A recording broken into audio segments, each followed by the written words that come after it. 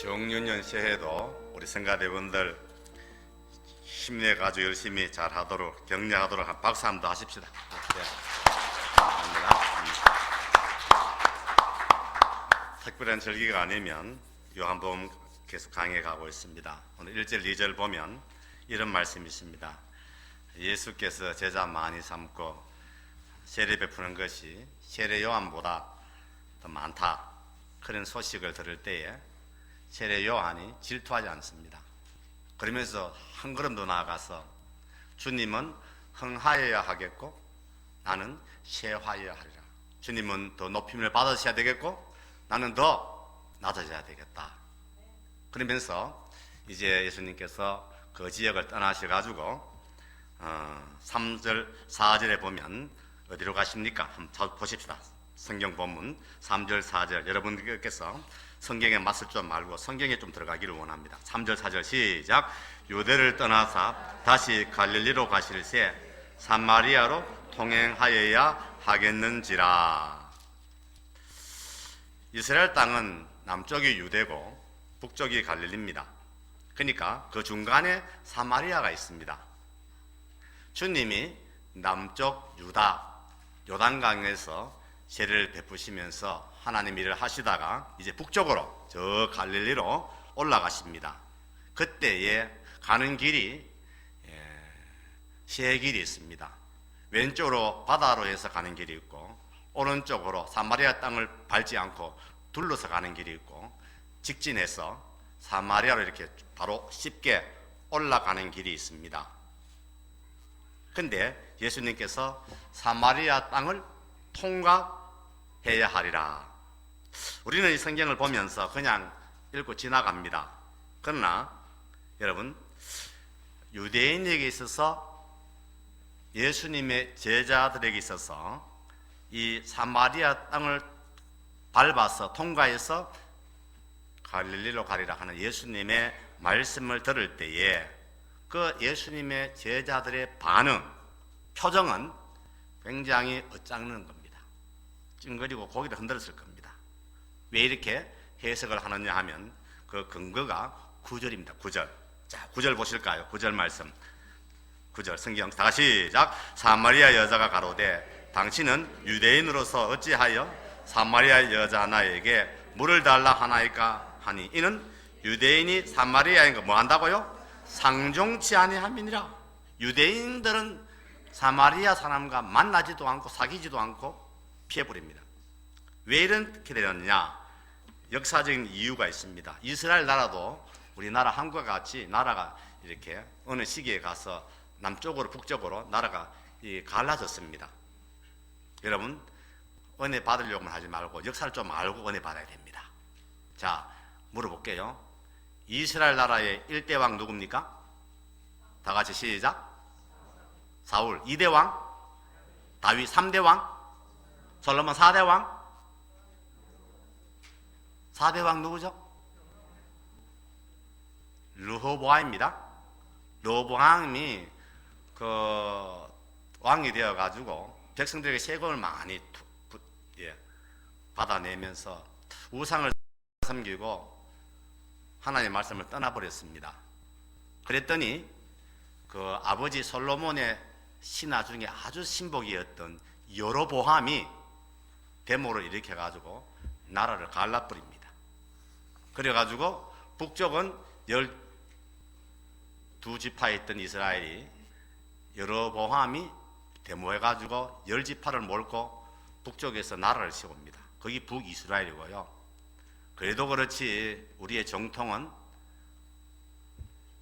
유대인데 르호보암인데 해서 르호보암에 붙어있는 지파는 2지파예요. 남쪽은 2지파, 아주 약하게 되어 있습니다. 북쪽에 데모 일으키는 지파는 10지파가 북쪽 이스라엘을 일으킵니다. 그래서 나라가 북쪽, 남쪽 갈라졌습니다. 그래서 이제 믿음 생활 잘하는 것이 아니고 거의 갈라졌어도 우상을 숭배하고 안식일을 안 지키고 자기들끼리 막 싸워가지고요. 그래가지고 이제 하나님께서 심판을 합니다. 그래서 북쪽은 어떻게 되었냐? 아수르라는 강대국이 쳐들어와가지고 다 잡아갑니다. 아수르가 와서 잡아갑니다. 남쪽은 누가 잡아가느냐? 바벨론이 쳐들어와 가지고 바벨론도 다 잡아가 버렸습니다. 근데 북쪽에 쳐들어온 아수르라는 나라는 이 아수르 군인들이 와가지고요, 그 북쪽 이스라엘에 남아있는 그 중에서 리더십을 가지고 있는 지식인들, 배운 사람들, 부자들을요 전부 다 잡아가지고 아수르로 포로를 잡아갑니다. 잡아갈 때에 아수르 군인이 얼마나 악랄하냐면요, 일본 사람은 신사입니다. 이 아수르 민족은요, 이스라엘 사람 잡아갈 때에 코에 구멍을 뚫습니다. 이게 코 구멍을 뚫고, 소도 아닌데 코에 구멍을 뚫고 입술 앞에 밑에 입술에다가 구멍을 뚫어가지고 줄로 깨어가 묶어가지고 사람을 엮어가지고 포로 잡아갔습니다. 잡아가고 그 다음에 아수르 나라에, 자기 나라에 있는 건장하고 힘 있는 남자들을 다 어디 보내느냐? 북쪽 이스라엘로 다 보냅니다. 거 가가지고 여자들을 급탈하고 결혼해가 살 수 있도록 소위 말하는 자폰 정책을 썼습니다. 피를 섞어보는 거예요. 그래야지 데모를 안 하도록, 정책적으로 데모 못 하도록 피 섞어서 살도록 만들어 버렸습니다. 그런데 남쪽 유다는 바벨론에 잡혀갔습니다. 잡혀갔는데 남쪽 유다 사람들은 계속 신앙을 지킵니다. 우리 유대인들은 하나님이 택한 백성이기 때문에 피를 섞으면 안 된다. 목숨을 걸고 피를 안 섞고 자기들끼리 꼭 가서 또 뭉쳐가지고 결혼하고 사는 겁니다. 여러분, 유대인들은, 우리도 다 피가 섞여 있잖아요. 한국 사람도 중국 사람하고 다 섞여 있지만은 유대인들은 피 섞는 것에 대해서는 뭡니까? 가장 싫어하는 민족이 유대 민족입니다. 다른 민족과 피가 섞으면요 항상 힘들하고 너무나 고통스러워합니다. 그리고 이제 하나님 은혜 가운데 70년 만에 이제 남쪽도 북쪽도 해방을 받고, 북쪽은 아수르에서 해방받아 가지고 이스라엘에 돌아오고, 남쪽은 바벨론에서 해방받아 가지고 돌아오게 됩니다. 돌아와서 보니까 남쪽 사람들은 보니까 다 유대 사람들이 그대로인데, 북쪽 사람들을 보니까 피가 섞여 가지고 사람 좀 이상해, 보니까 모양이 이상한 겁니다. 이상하네. 이래 가지고 너희들은 우리하고 못 만난다. 그래 가지고 어디에 사느냐?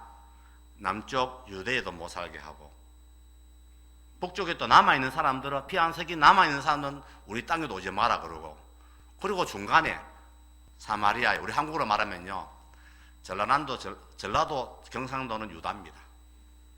미안합니다. 충청도, 경기도는 사마리아입니다. 38세 이북은 이스라엘입니다.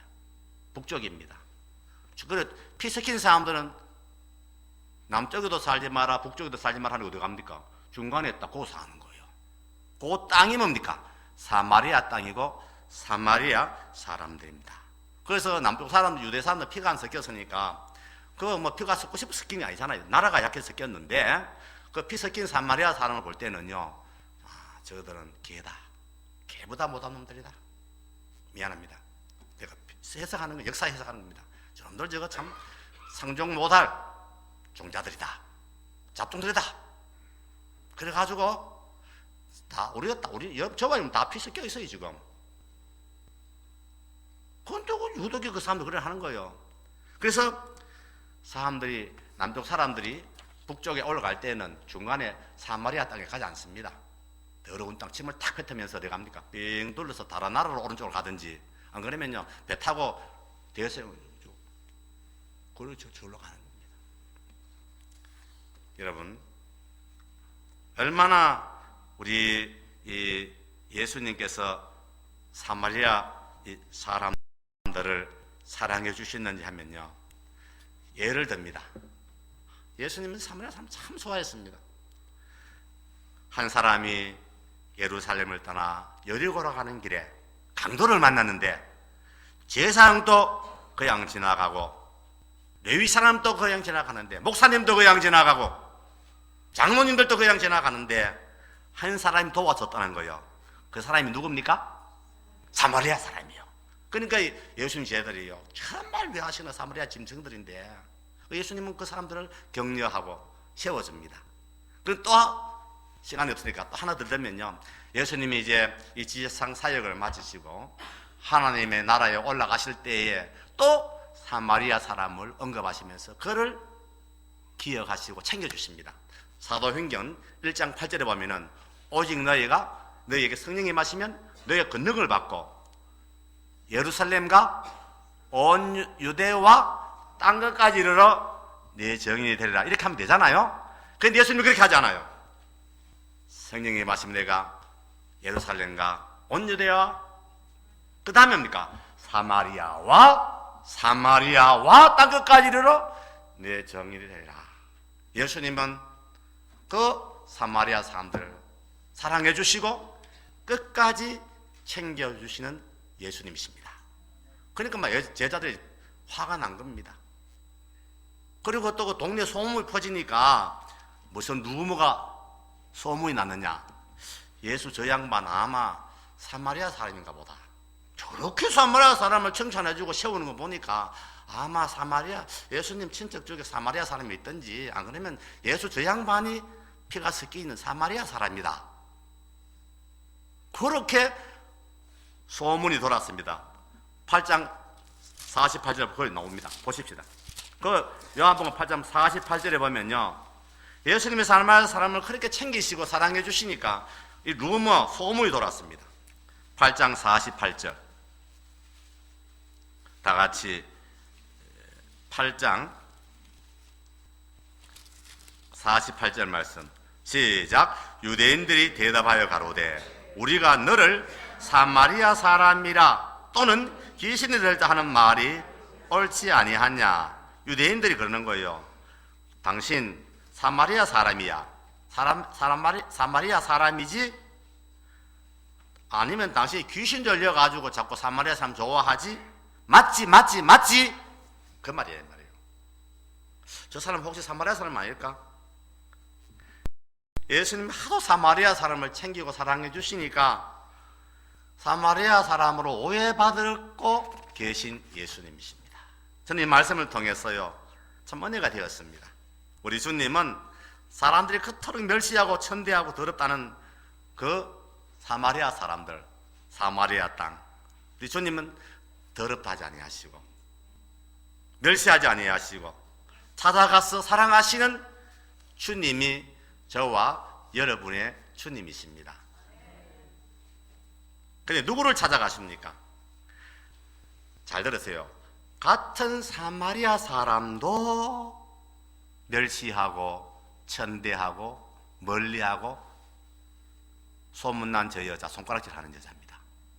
세상 사람들이 아니고 천시받는 사마리아 사람들도 멸시하고 멀리하는 한 여인을 찾아가십니다. 소문난 여자를 찾아가십니다.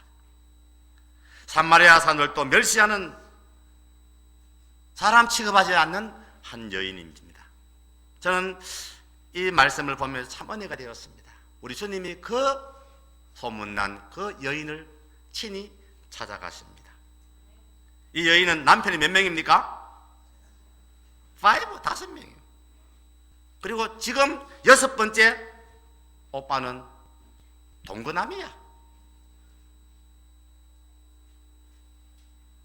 그러니까 부끄러워가지고 물을 길러 놓을 때도 뭡니까? 낮 12시에 정오에 더울 때 옵니다. 여러분, 이스라엘 나라는 낮 12시 되면 어떻게 합니까? 더워가지고 사람들이 다 잠을 자든지 쉬면서 움직이지 않습니다. 근데 이 사마리아 여자는요, 그 아무도 움직이지 않는 너무 더운 12시에 물을 길러 오는 거 보면요, 자기의 삶이 어떻습니까?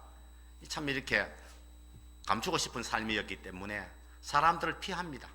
사람 만나는 것을 싫어합니다. 살살 사람 피해서 일을 하고 있습니다. 사람들에게 멸시받는 사마리아 사람들. 근데 그 사마리아 사람들도 멸시하고 손가락질하는 그 한 여인을 주님이 오늘 찾아가십니다. 주님이 찾으시는 심령은 상한 심령입니다. 이 여인을 한마디로 정의하면 깨지고 망가지고 부셔진 밑바닥의 인생입니다.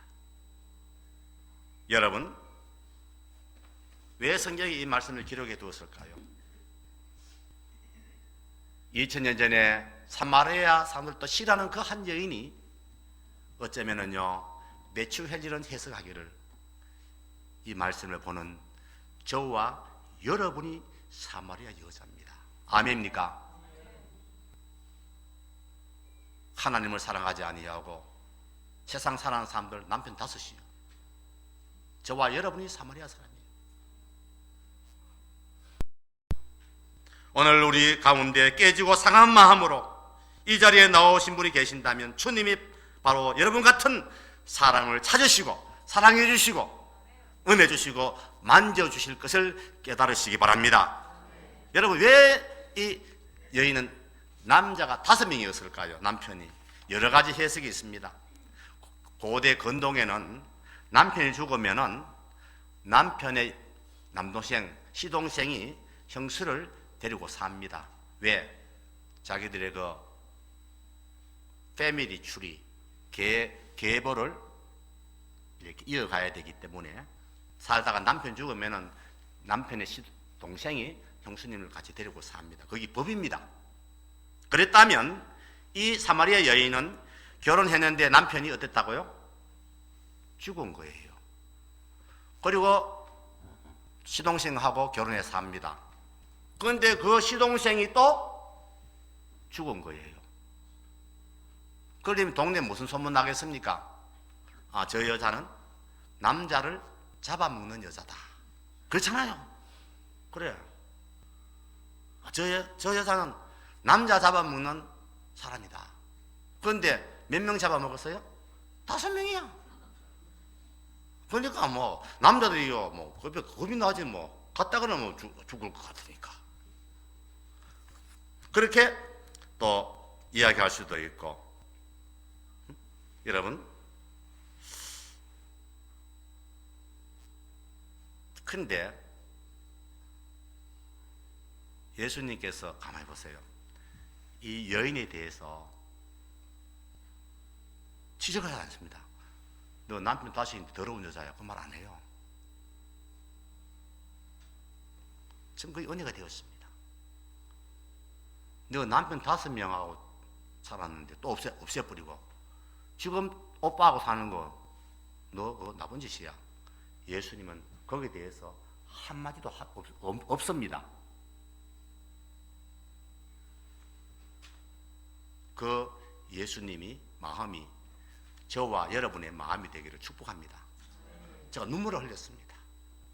주님, 나는 남을 잘 정죄하는 사람인데, 난 남을 잘 정죄하는 사람인데, 얼마든지 정죄할 수 있는 사람인데, 예수님은 그 여인에 대해서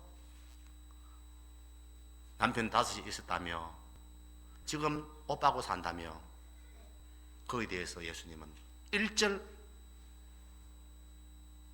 말이 없으신 예수님. 2017년 가운데 여러분, 저와 여러분의 삶이 주님을 닮아가는 삶이 되기를 축복합니다.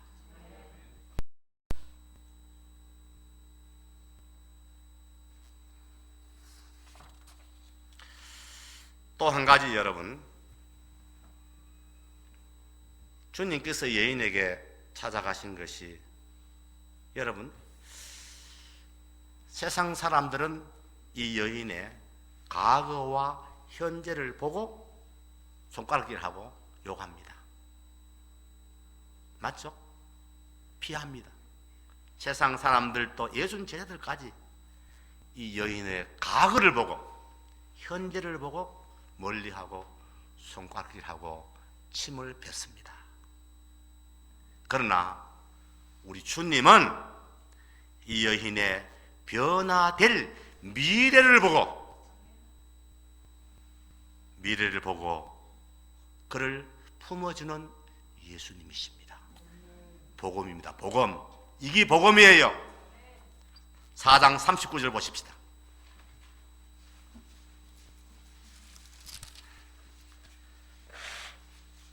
세상 사람들은 제자들까지 그의 과거를 보고 현재를 보고 그를 손가락질하고 멀리 하는데, 우리 주님은 그의 과거와 현재를 보지 아니하고 밝은 미래를 보면서 주님은 그를 인정하시고 품어주시는 예수님. 요한복음 4장 39절 시작. 여자의 말이 그가 나의 행한 모든 것을 내게 말하였다 증거하므로 그 동네 중에 많은 사마리아인이 어떻게 됩니까? 예수를 믿으니라. 그 여자의 말이 누굽니까? 이 사마리아 여인, 이 사람이 자기 사마리아 동네에 돌아가가지고 내가 지난날 살았던 모든 삶을 다 알고 계시는 그분을 내가 만났다. 그분이 예수를 하니까 수가서 우물고 모든 동네 사람들이요, 아, 그분이 하나님의 아들이구나. 이 사마리아 여인 때문에 그 동네 사람들이 많은 사람이 예수를 믿었다. 이 여인의 미래의 모습이 뭐라고요? 예수님 안에서 살아가는, 그리고 예수님을 전하며 살아가는 전도자의 모습을 예수님이 보게 된 것입니다. 와우. 여러분, 이 여인은 사람을 살리는 사람입니다. 생명을 살리는 사람입니다. 그러나 세상 모든 사람의 여인을 그 모습을 보지 못하고 과거의 모습만 보고 현재의 모습만 보았습니다. 우리 주님은 그 여인의 미래의 모습을 보고 계시면서 그를 축복해 주셨습니다. 할렐루야. 여러분, 예수님이 만지면 어떤 사람도 하나님 나라의 일꾼 되어 하나님의 나라의 일꾼 되어 귀하게 쓰임받는 복된 인생 될 것을 저는 확실하게 믿습니다. 그리고 보니까 예수님의 첫 기적이 표적이 물로 포도주를 만든 거 아닙니까? 맹물 같은 인생, 버려질 물과 같은 인생을 포도주와 같은 인생으로 바꾸시는 살아계신 주님, 이것이 첫 사인, 첫 표적인데 앞으로 계속해서 우리 주님이 하시는 모든 일은 이와 같다는 것입니다. 오늘 또 한 번 가나의 혼인잔치의 기적이 요한복음 4장에서 일어나고 있습니다. 사람에게 멸시받고 천대받고 손꼽기를 받던 한 여인이 전도자로 변하는 사건, 물이 또 한 번 포도주로 변한 것입니다. 할렐루야. 이 말씀을 읽을 때에 우리 마음에 주님, 저도 사마리아 여자와 같은 그런 상태입니다. 주님, 저도 그런 사람 되기를 원합니다. 생명을 살리는, 사람을 살리는 그런 생명사역에 쓰임받는 사람 되기를 원합니다. 이런 소원 가지시기를 축복합니다. 기독교 2000년 역사 가운데 이런 생명의 역사가 너무나 많았습니다. 여러분, 어거스틴 아시죠? 어거스틴이 10대 때에 14살 때에 이미 여자들하고 살았습니다.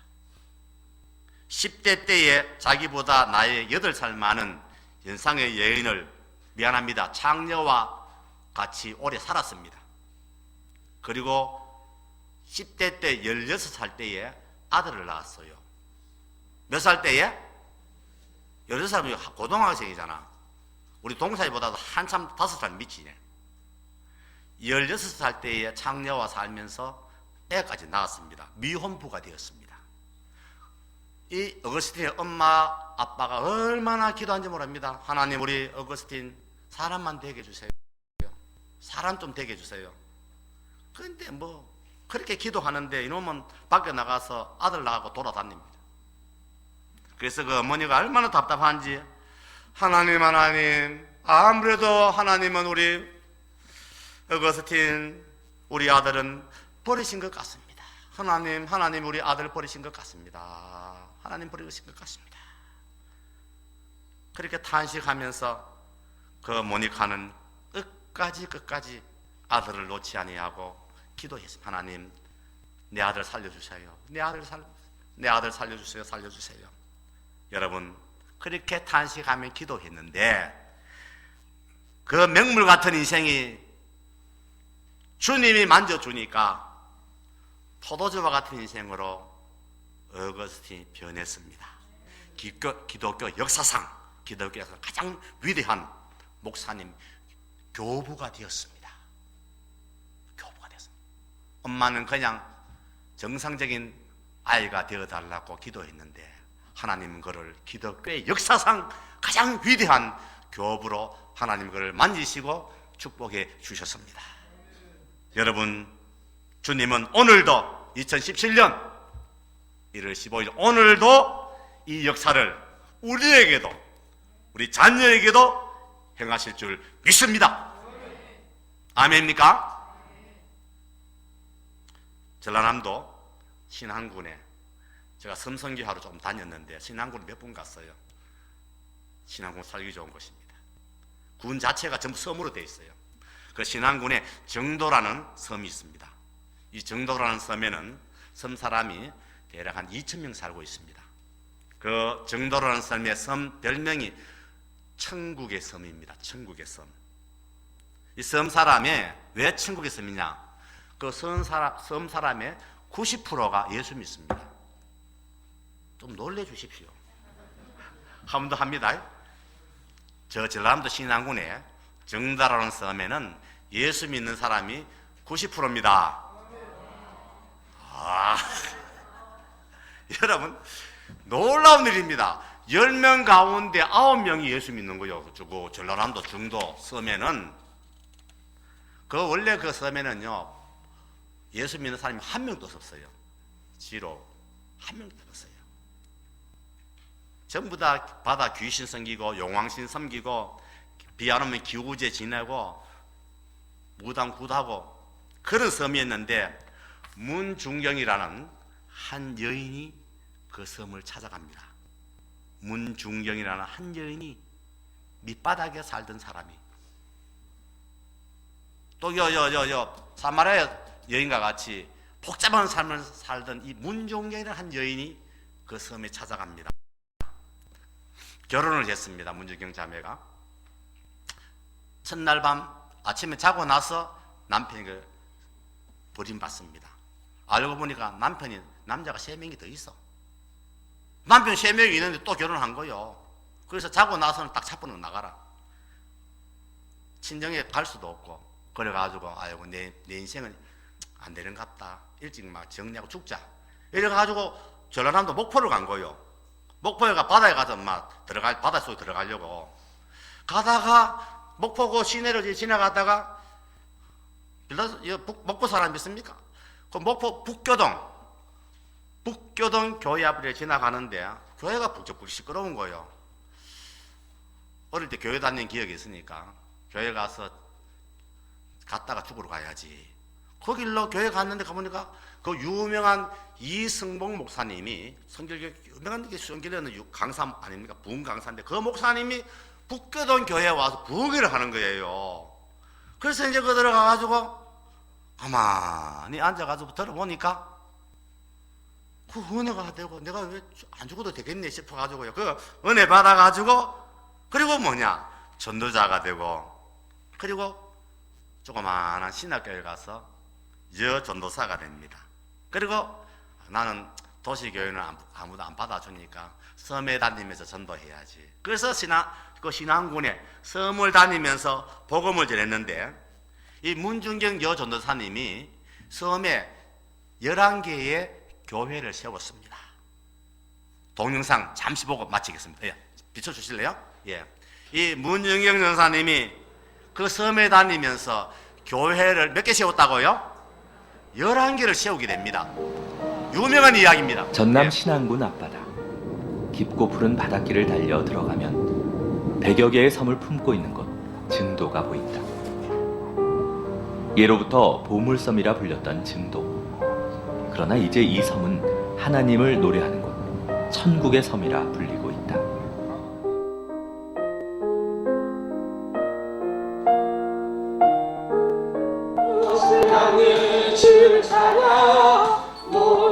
이 조용한 섬 마을엔 다른 섬과는 달리 뭔가 특별한 것이 있다. 천국의 섬 증도에는 90% 이상의 주민들이 모두 예수를 믿는다. 마을마다 교회가 세워져 있고 주일이면 섬 전체가 이렇게 찬양과 예배의 자리로 나온다. 믿고 순종할 때에 기적이 따라 그 흔한 점집도 사찰도 풍어제도 지내지 않는 마을. 오직 교회만이 존재하는 섬이다.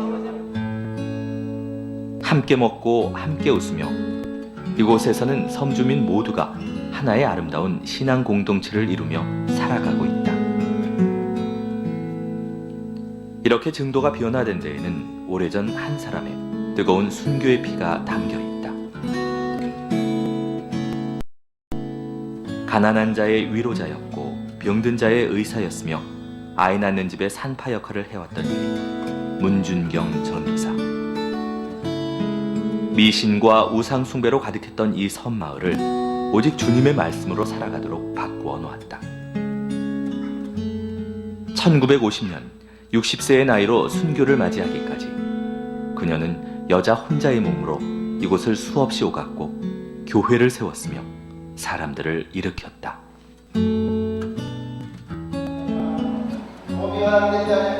그렇게 죽기까지 이 땅을 사랑하며 복음의 씨앗을 뿌렸던 문준경 전도사로 인해 지금 모두 11개의 교회가 세워져 있다. 보수적인 섬마을에 눈물도 핍박도 많았겠건만 지금 그 고난의 자리에 이처럼 교회들이 들어서 있다. 그리고 그 구원의 축복을 섬마을 사람 모두가 누리고 있는 것이다. 주님의 마음을 품으며 이 땅 증도를 사랑했던 문준경 전도사. 그녀의 헌신과 순교의 핏값 위에 오늘도 증도 사람들은 천국에서 살아가고 있다. 누구보다 값진 삶을 살다간 문준경 전도사. 그리고 오직 주님만을 바라보며 살아가는 순박한 섬 사람들. 그 천국에서 증도 이야기를 만나본다.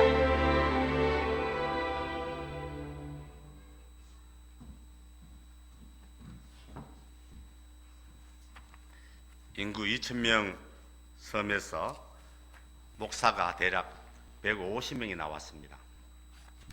그 중에 소개하려면요, 저에게 큰 영향을 주셨던 CCC 총재였던 김중곤 박사께서 이 중도 출신입니다. 지금도 전 세계 다니면서 크리스찬 상담을 이야기하시는 삼당대학원 원장 정태기 박사님이 이 정도 출신입니다. 중앙성결교회 담임하신 이만신 목사님이 이 정도 출신입니다. 유명한 주의 종들이 이 땅에서 나왔습니다. 한 사람의 변화된 헌신입니다. 한 사람의 헌신입니다. 여러분, 한 사람이 변하면, 맹물 같은 인생이 변하면, 맹물 같은 인생이 하나님의 손에 올려진다면 이런 놀라운 역사가 있습니다. 이 말씀을 들으면서 읽으면서 하나님, 저에게도 저런 변화가 있게 해주십시오. 하나님 2017년 새해에 생명을 살리는 사역에 쓰임받기를 원합니다.